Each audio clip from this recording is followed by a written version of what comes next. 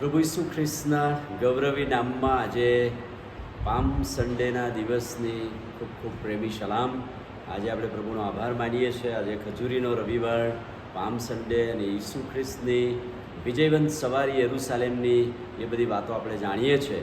અને આજના રવિવારે આ ખાસ દિવસની ઉજવણીને પ્રસંગે પ્રભુનો આભાર માનતા આપણે પ્રભુના વચનો તરફ દ્રષ્ટિ કરવા માગીએ છીએ. લુકની લખેલી સુવાર્તા અને 19મો અધ્યાયના બધા સુવાર્તિકો એની નોંધ કરેલી છે, પણ લુકની લખેલી સુવાર્તા 19મો અધ્યાય અને તેનું 31મું વચન, પ્રભુએ શિષ્યોને સામેના ગામમાં જઈને ગધેડાના વછેરાને છોડી લાવવાની વાત કરી.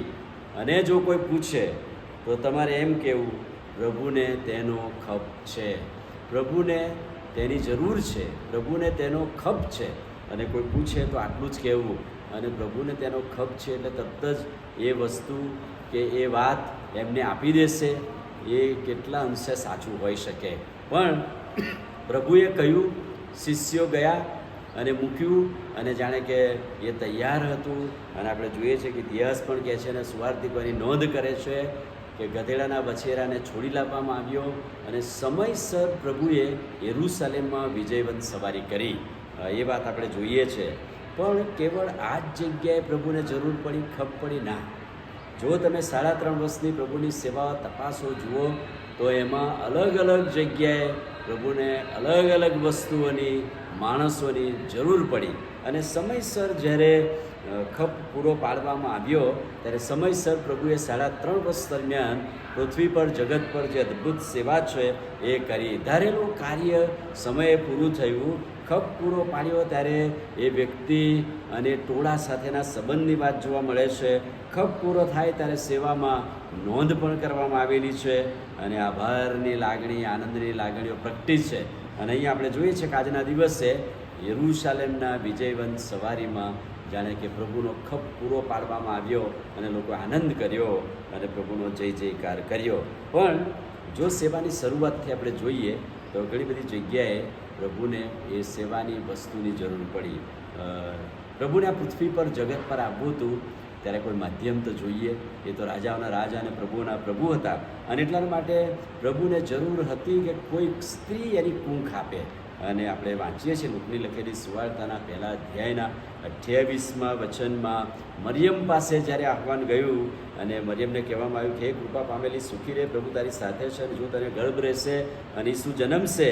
અને મરિયમે સમયસર પ્રાર્થના સાથે પોતાની કૂંખનું સ્વાર્પણ કર્યું. પ્રભુને જરૂર હતી કોઈ સ્ત્રીની કૂંખની, અને એ કૂંખ આપવામાં આવી. ત્યારે કહે છે કે પ્રભુ ઈસુ ખ્રિસ્ત સમયસર પ્રગટ થયા, એમનો જન્મ થયો અને આપણે નાતાલની ઉજવણી કરીએ છીએ. કેટલું સરસ!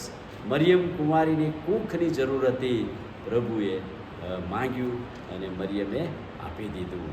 એટલે કે પ્રભુને ત્યાં ખપ હતી, જરૂર હતી અને પૂરી પાડવામાં આવી. ત્યાર પછી બીજી કઈ જગ્યાએ લુકની લખેલી સુવાર્તા 5મા અધ્યાયમાં સ્ટોરી શું છે કે જ્યારે ઘણા લોકો ઈસુની વાત સાંભળવા પડાપડી કરતા હતા અને ત્યાં કહે છે કે પ્રભુને ઊંચા આસનની જરૂર હતી.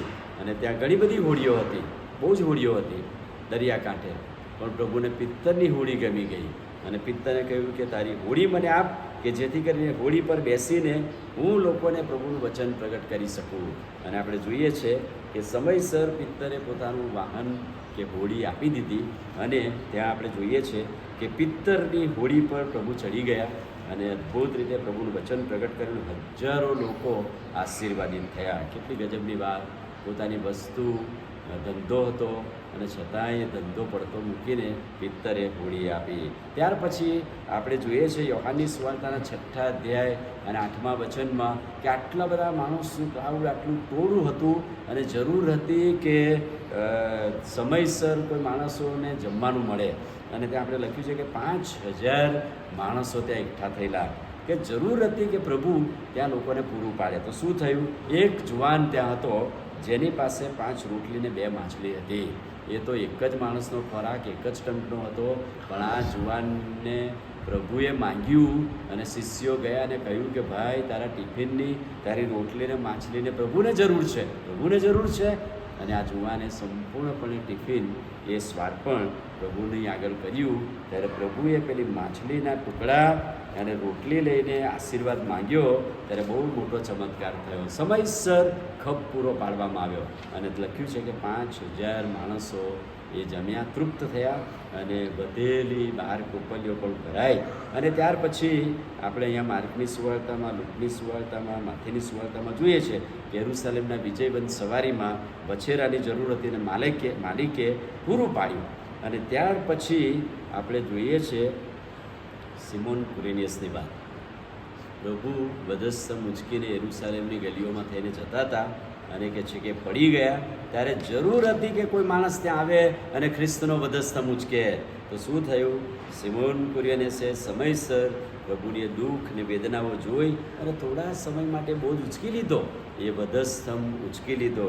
વાલાઓ, ત્યાં સિમોન કુરિયનેસે એ દુઃખ અને વેદનાને વધસ્તંભની સહન કર્યું, એ દુઃખ, અને જોયું કે પ્રભુ ઈસુ ખ્રિસ્ત રાજાઓના રાજા અને પ્રભુના પ્રભુ છે.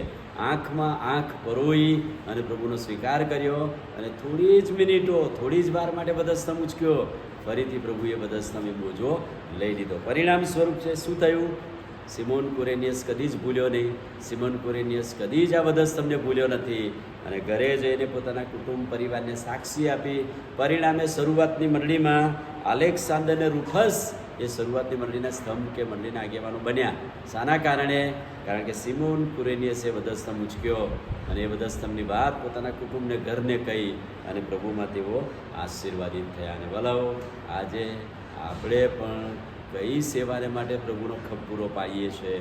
આપણી વસ્તુ, આપણા તાલંતો, આપણા નાણાં, આપણો સમય પ્રભુની સેવાને માટે આપીએ. અને આજે પામ સન્ડેના દિવસે નક્કી કરીએ કે હું પ્રભુને માટે શું આપીશ, હું પ્રભુને માટે કયો ખપ પૂરો પાડીશ કે જેથી પ્રભુની સેવા સમયસર થઈ શકે. આમીન.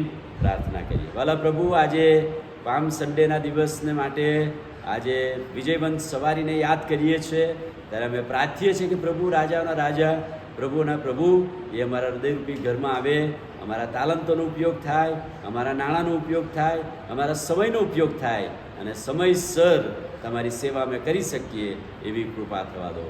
પ્રભુ ઈસુના નામમાં પ્રાર્થના કરીએ છીએ. સાંભળો ને માન્ય કરો. આમીન. God bless you.